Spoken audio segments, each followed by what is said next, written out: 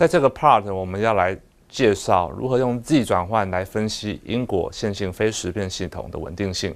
还记得我们一开始有提到我们一个回音系统那个式子吗？那个式子我那时候我有一个问号是说如何来分析这个系统是否稳定。虽然这个式子看起来很简单，但是我们在实作这样的系统的时候，有可能这系统它是不稳定，它的输出最后是发散掉。那如何用我们 Z 转换所学到的这样的方式，我们来分析说这个系统到底它的稳定性如何？好，所以我们来看下去今天要讲的内容吧。在这个 part 我们要介绍 Z 转换与稳定性分析。好，那我们知道系统它的稳定，好，我们所谓的 BIBO 有限输入有限输出，如果成立的话，在上一个单元我们知道说它的公式基本上是要成立的。好，也就是说 h of n 它的绝对值把 n 从负无穷大加无穷大这样的总和结果必须小于无穷大。好，这是系统稳定 BIBO。那如果我们要检测系统稳定性与 Z 转换的关系呢？我们怎么来看呢？就是说，假设我们把一个系统，我们求它的 Z 转换，也就是 h of z。好，那我们知道说，这个 h of z 它本身它的有没有收敛，我们就必须加一个绝对值嘛，来看它大小有没有收敛。所以等于说，我们把这个 h of z 乘上 z 的负 n 次方，好，再把 n 从负无穷大加无穷大，这就是一个 Z 转换的公式，外面加绝对值。好，接下来我们把绝对值放到这个 sigma 的里面，这时候等号变成小于等于，为什么？因为我们知道它是个三角不等式的关系，好，就变成小于等于。那接下来呢，我们来看，在这个式子当中，如果我们这个 Z 好，它的绝对值如果是1的时候，好，如果这式子成立的时候，也就是说我们在讨论 Z 转换的时候，我们只看在单位元上，好，就当 Z 绝对值等于1的时候，这个式子变成怎么样？就变成说这个式子，好，因为我们当 Z 的负 n 次方也就是等于1嘛，也就是等于说最后结果是这样。那最后结果怎么样？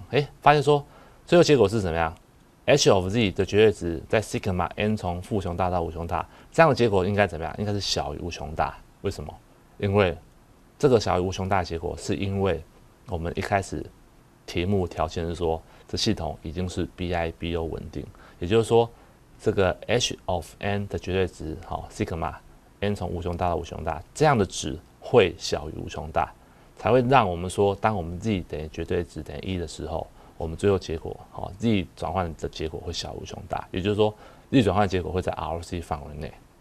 好，也就是说，我们整体刚才的证明是说，一个线性非时变系统，如果它是 BIBO 稳定的时候，它 Z 转换的结果，好，它的收敛范围包含单位元。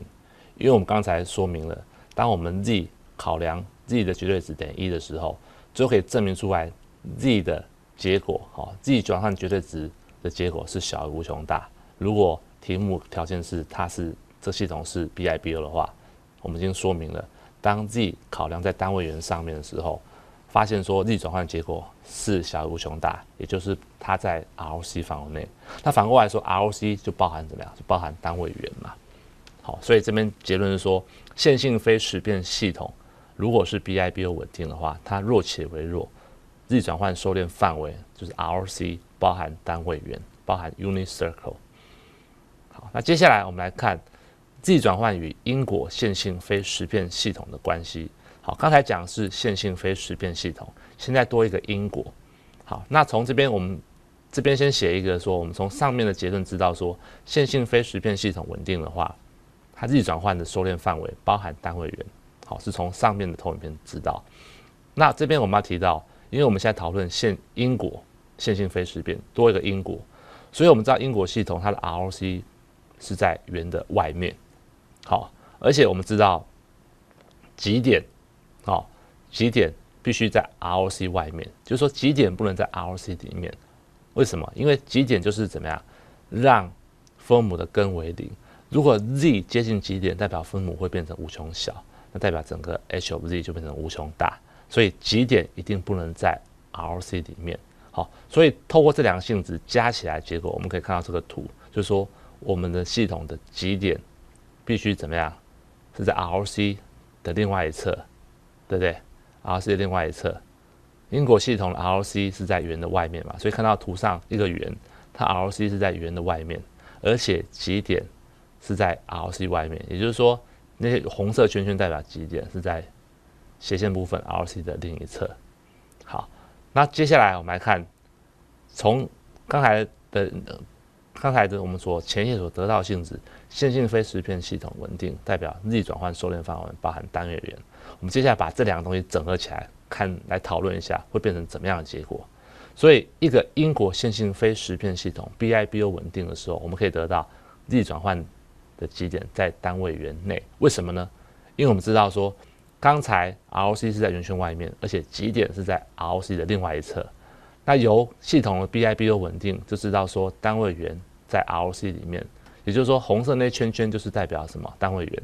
那红色圈圈是在 ROC 里面，是不是代表红色圈圈在斜线部分？那又看到说，红色大圈圈就是我们单位元嘛，是包含在ROC 里面。那我们知道说那些极点是在 ROC 的另外一侧。那所以总结一个因果线性非实片系统 BIBO 稳定，也就是说那些红色小圈圈就是极点会怎么样？会在单位元内。OK， 因为我们单位元会在 ROC 内，然后极点又不会在 ROC 内。好，所以因为我们 ROC 是在圆圈外嘛，所以也就是说我们的极点会在单位元内。好，所以从这两个上面的两个性质合起来，结果就是这个图形，也就是这个结论。好，因果线性非实片系统 BIBO 稳定，弱且为弱，力转换极点在单位元内。我想这个性质很重要，也就是说，我们之后要来检查我们的一个系统，好，它是否是一个因果线性非实片系统，它是否 BIBO 稳定，我们可以就直接用这样的性质来探讨。好，那接下来我们来看刚才我们的例子，就 y of n 等于 1.1 y of n 减1加 s of n， 它是个回音的系统。那我们要用日转换来分析这系统是否稳定，就可以用到我们上页所讲的。好，我们来分析它的日转换。它的日转换其实就是得到怎么样 y of z。